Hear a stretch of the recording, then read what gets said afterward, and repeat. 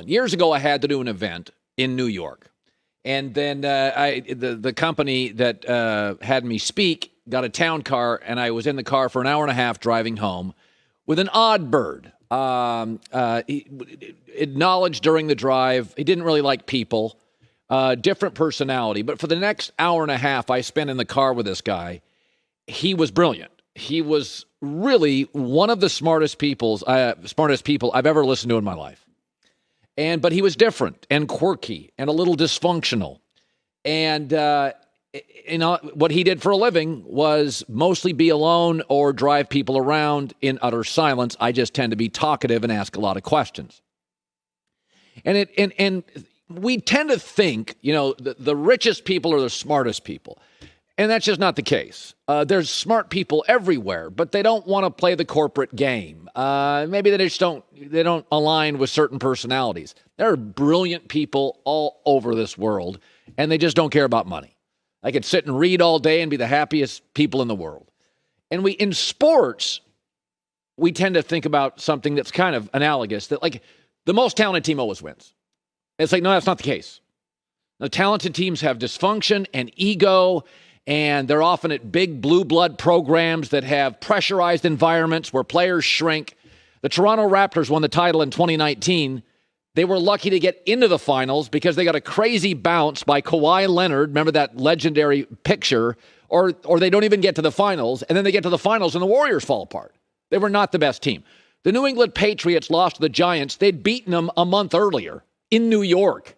And David Tyree made a catch, the only one of his career that mattered, that stuck to his helmet like there was super glue. It is a lot of luck. It's okay. You still get the title, but luck is involved, timing is involved, health is involved, and Boston is better than Miami. Miami may win the series. Boston's better than Miami.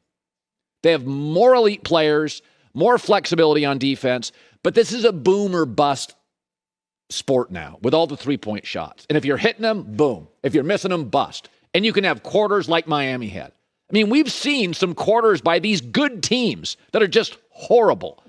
But the difference is both these teams, Miami and Boston, can be boom or bust because they shoot a lot of threes. The difference is one has really high-end, multiple elite defenders. Robert Williams, Marcus Smart, Jayson Tatum, Jaylen Brown. This is the best defensive construct in the NBA, Boston. This is a really good defensive team. Not just pretty good, really good. But now Marcus Smart is hurt, and Robert Williams has been hurt, and everybody's nicked up. Miami is a testament to culture and coaching and Pat Riley and Eric Spoelstra and Jimmy Butler's passion. But their boom isn't as high, and their bust is lower. And that's just what they are. And they may win this series because now we're tied at 2, and they got to go home. But don't kid yourself. Belichick and Greg Popovich are cautionary tales of how much brilliant culture, there's a ceiling to it. And I just think Miami's ceiling, we saw it. There's an argument to be made. It was in the bubble 2 years ago, right? When it was a younger team, not as banged up. And now PJ Tucker's older and Jimmy Butler's got knee inflammation and Kyle Lowry is older. They are like the Warriors without the talent. They're really close to just falling apart physically. They can be really interesting when they're healthy and really bad when they're not. But, the best team does not win every series. Boston's the better team. Everybody I trust, everybody who knows basketball that I use as a source, everybody's saying the same thing. Like Boston's got more good players. But Boston, because this is the league, boom or bust, take a three, nothing else, they have horrible quarters. But in the 16 quarters in this series, Boston's won or tied 13 of them. But they've also arguably had 2 of the 3 worst quarters that just took them out of a game. So, I look at the teams that are remaining, and I think Miami has very little margin for error. But if they don't have another horrific quarter, who knows? Boston, to me, if they're healthy, they win it. And if they just play with intensity, inexplicably, they're not talented enough to have mail-in quarters. And in a couple of quarters, Boston just hasn't shown up. They haven't played hard. They're not that talented. I want to talk about the Warriors tonight. They can beat Dallas and sweep them in the series. It feels like Dallas is too good to be swept, but be that as it may. You ever go to see a magician?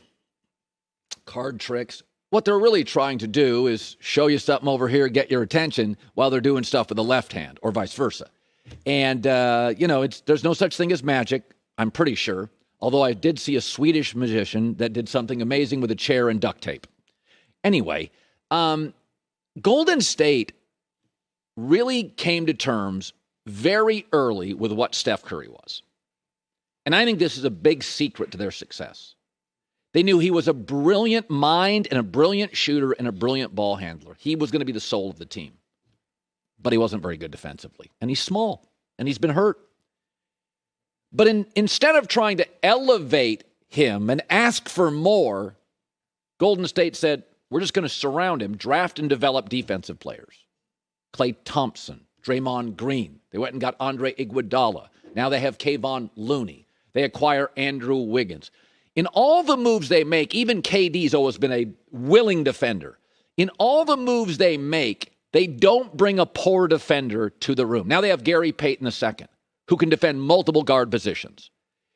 What they've come to terms with is, listen, we have this brilliant guy, and instead of squeezing more out of him, we're going to get the brilliance of his offense and his brain and his ball handling and hide his flaw. Do you realize since Steve Kerr entered the Warriors, the Splash Brothers and Kevin Durant and Klay Thompson, they have held opponents to the lowest field goal percentage in the league. And that's with a liability with Steph Curry. A liability. They're number one in the league and number two defending the three because they came to terms very early with what Steph was. Brilliant A++ in multiple things. Not a good defender. And that's what's interesting about Dallas. Everybody's figuring out, what are we going to do with Dallas and what are we going to put with Luka? He'll never be a great defensive player. I don't think he has the body for it. I don't think he has the interest in it. And he is so ball-centric with his ball usage. You see this with Westbrook and Harden. He just doesn't have a lot of gas at the end of a series to play both ends. He doesn't. He is so good offensively. He puts all his energy into offense. So as we sit here and look at Dallas and go, let's pair him with this score and that score, I would re-sign Jalen Brunson, but he's 6'1" and small, so he's not a great defender. And Luka's not a great defender. I think there's an argument to be made for Dallas going forward. They should steal a page from the Warriors. Acknowledge what their star is, but also what he isn't. He'll never be a great defensive player. Start to draft and develop defensive players. Don't get the most offensively gifted player. You don't even know if he can play well with Luka because great offensive players like KD couldn't play with Westbrook. Great offensive players couldn't play with Harden. I think Dallas and Luka will struggle if you pair him with another elite scorer. But when Klay Thompson came out of Washington State, the thing with Klay was big, strong body that could defend and hit a three. But the key with him, he's a catch-and-shoot guy. He could defend. He could hide Steph's flaws. I don't know exactly what Dallas is going to do, but sometimes you have to admit, here's what our star does, and here's what our star does not do. Kareem, both ends. Michael, both ends. Kobe in his prime, both ends. LeBron, absolutely both ends. Durant really does give you an effort defensively. Steph, size, willingness, ability, strength, it ain't his game. And I don't think Luka is either. So everybody's caught up in what are we going to pair? What's the answer? In this entire Warrior dynasty, because of the Splash Brothers and the ease in which they score and their engineering of the three-point shot, the analytic first team, we haven't really paid attention to the truth. They've always been a great defensive team, and Steve Kerr, though he was known as a shooter, has become a remarkably deft defensive coach. Not just good defenders, Draymond and Klay and Wiggins and Payton and Looney, and they don't ever bring anybody over, not somebody they really need who's a lousy defender. Because then they'd have two on the floor. And as much as we fall in love with the three, Boston, I think, is the best team in the East. They're better on defense than offense. And the Warriors are probably going to sweep the Mavs. And it's not just hitting jumpers. It's that they've completely discombobulated Luka and the Mavericks offense. Hi, everybody. Thanks for watching. Subscribe here to get the latest from the show. Also, be sure to check out more of the best clips from The Herd or go watch a few segments from other shows on FS1.